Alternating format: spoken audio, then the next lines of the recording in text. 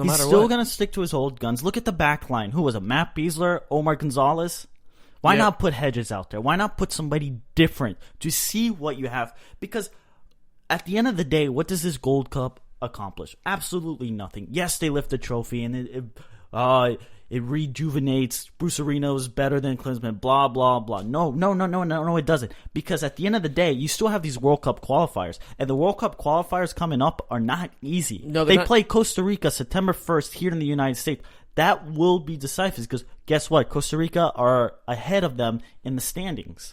To his credit, though, Arena has tinkered with the back line a little bit, putting in Hedges last game and whatnot. So he has done that a couple times. But like you said, I think one of the prime examples is Graham Zusi. Why is Graham Zusi a right back? You see him get burned left and right on the field, and like I said, I don't see him as a right back. I see him as a center back. And obviously, what we're saying is, yes, you have European players, Brooks, Cameron, Pulisic, Wood. I mean, yes, but what are they doing right now? They're preparing for their upcoming season. So it's tremendously difficult to assess for the U.S., but watching the Gold Cup, the Bruce Arena quickly had to go back to his old and top guys because guess who he brought in out the door? Michael Bradley and Clint Dempsey. That was the leading charge because he did not have faith in his young guys to do it. No, and I really wish they took a page out of Mexico's book and not called up anybody because you need to prepare for the next generation of soccer. You need to see who's going to be in the World Cup. I don't understand why they let go of Brian Rowe and Kellen Rowe. I'm sorry, Kellen Rowe. Brian Rowe's a goalkeeper. Kellen Rowe and Dom Dwyer. I thought Dwyer played really well. I thought Kellen Rowe played really well, but they sent them back, and Arena's excuse was, they played really well. Well, if they played really well, why would you send them back to their club? That doesn't make sense. I don't think Kellen Acosta had the best game. I think he got stuck in the middle, forced a couple things.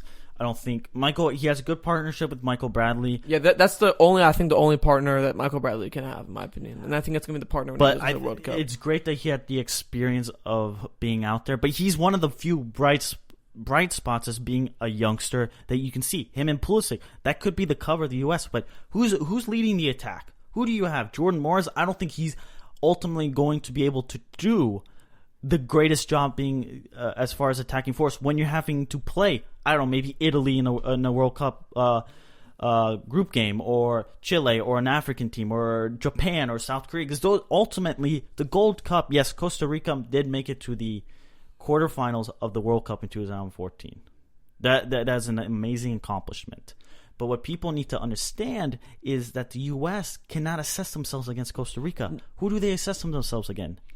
They need to assess themselves against Mexico, to be honest. That's the only team that they can. And the thing is, Mexico and U.S. are both not taking this tournament seriously. Let's be honest here. I think the U.S. is taking it more seriously than Mexico. That's what I think. But I mean, they're both not taking it as seriously as they could. They're messing around. They're almost losing games. What screwed up the U.S. is not qualifying for the Confederations Cup. Mm-hmm. Because that's when you do play the premier countries around the world. Look at what Germany sent. Mexico could have been 7-1 or 7-0 what they lost to Chile very easily, but Germany, I think, pulled back a little bit.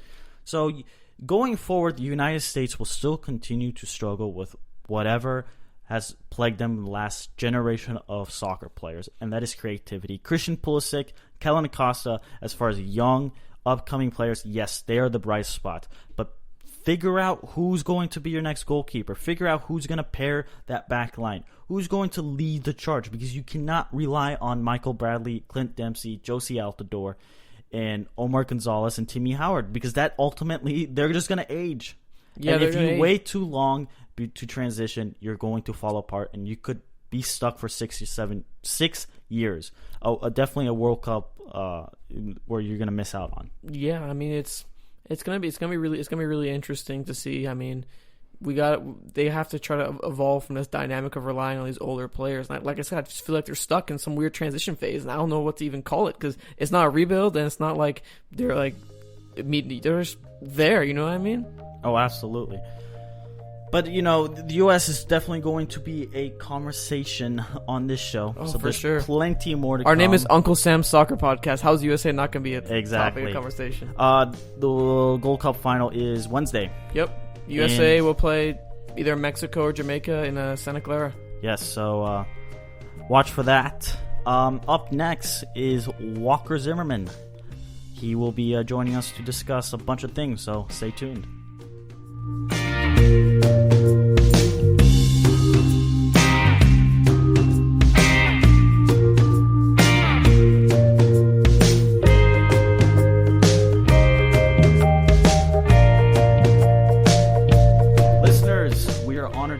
Individual joining us. He is a Georgia native who lettered all 4 years in high school. At Furman University, he was named Freshman of the Year and was given all Southern Conference first team honors back-to-back seasons. In 2013, he declared for the MLS Super Draft, and with the 7th overall pick, FC Dallas selected a 6'3" center back.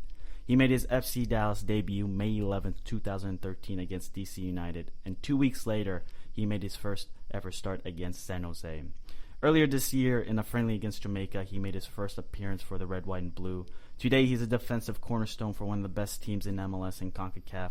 We are so happy to welcome Walker Zimmerman to the program. Walker, thank you so much for joining us today, man. It's truly an honor to have you on the show. Yeah, thanks for having me out. Let's do this. What a year it's been for you. You know, you're called up to the national team. You had the training camp earlier this year, obviously starting with FC Dallas. But what I find very interesting is you don't necessarily come from a football family. I think your great-grandfather played football and were captains at Auburn University. Your aunt is in the Tennis Hall of Fame. You have cousins who played collegiate tennis. And your brother Dawson punted at Klinsmann and briefly with the Atlanta Falcons. So why soccer and not football or tennis? Yeah.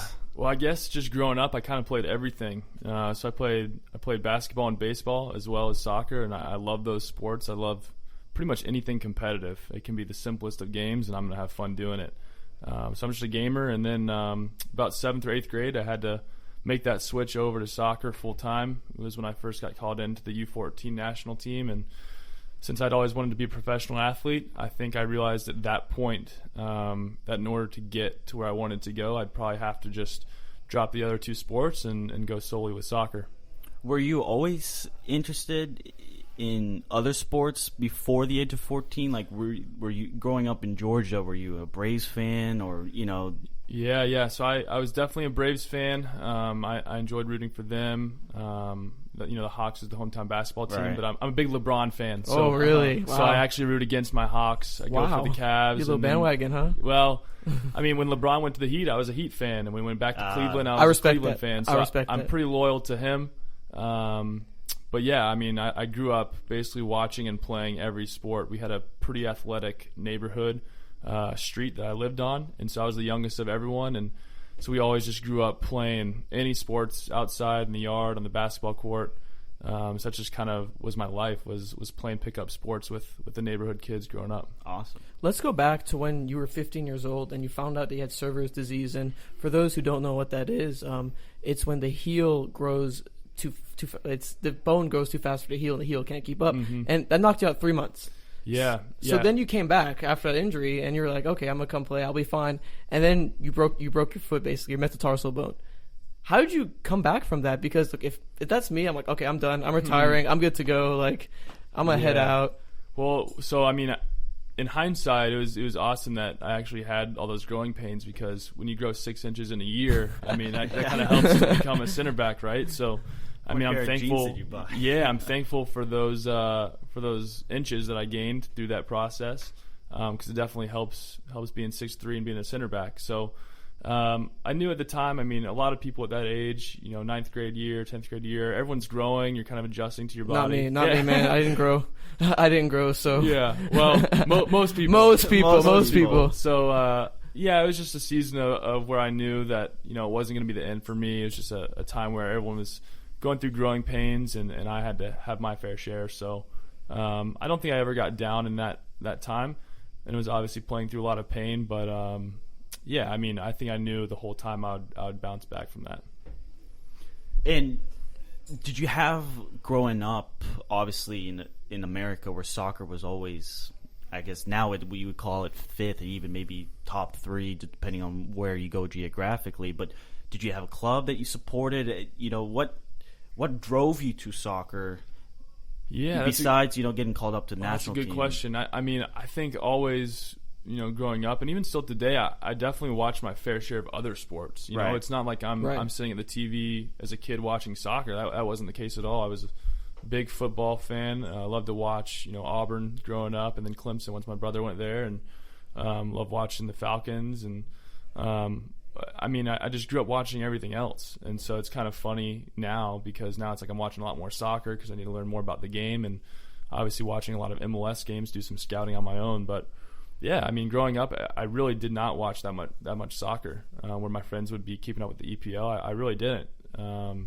I'd catch the occasional Champions League final or something like that. But, I think it helped me just become a more well-rounded athlete. And I think, gaining the athleticism from those other sports helps out in my style of play on the soccer field. Should be said that I think soccer, at least in the time that you were growing up, this was going back, 10, 15 years, soccer was a lot harder to watch than it is today with NBC Sports, Fox Sports, BWIN Sports, ESPN. It seemed that soccer was kind of hidden and you really had to go out and find it. If not, you weren't really getting exposed to it. You're probably exposed to Sports Center where it's the other sports, and that's, Yeah, never soccer on Sports Center. Exactly. You'd be seeing the top 10 and it'd be a diving catch in baseball. That's pretty much routine every night. Yeah. And those are the top 10, and now you're actually seeing, some bicycle kicks, some golazos from across the world. Yeah, exactly. So, it's definitely growing, and I think having that platform on those major networks is helping to grow our game, and that's all it is getting these TV deals that'll help grow the game in the United States.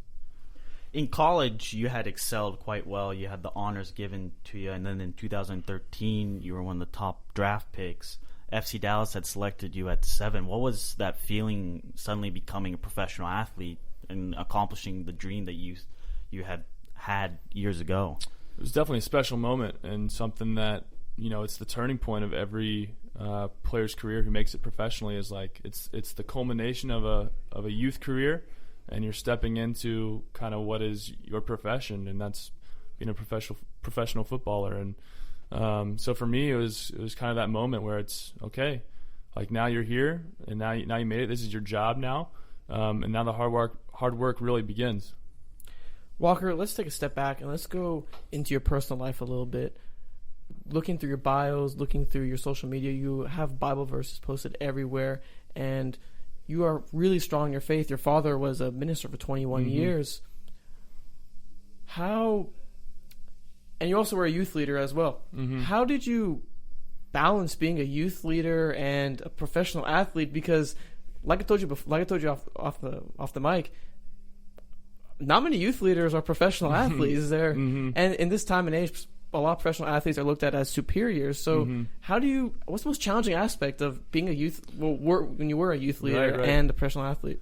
Well, I think, a lot of that goes back to, like you said, with how I grew up. I was a pastor's kid, so I had great role models with my parents. My 2 older brothers were all very active in our faith, and being the youngest, I was able to look up to such good role models, my brothers, and my faith is something that keeps me extremely grounded. I know that there's more to life than soccer. I know that I'm playing for more than just the enjoyment of the game, but it's also to be able to have this platform to share with others what I believe. And I've gotten to, through my time in Dallas, like you said, I was a small group leader for about 5 years, basically my whole time here, and I've gotten the chance to speak at a couple of different churches to their youth groups, and that's something I'm really passionate about is the public speaking, especially at churches, just to, like you said, let people see, like, just because you make it as a professional athlete, that's not what defines you.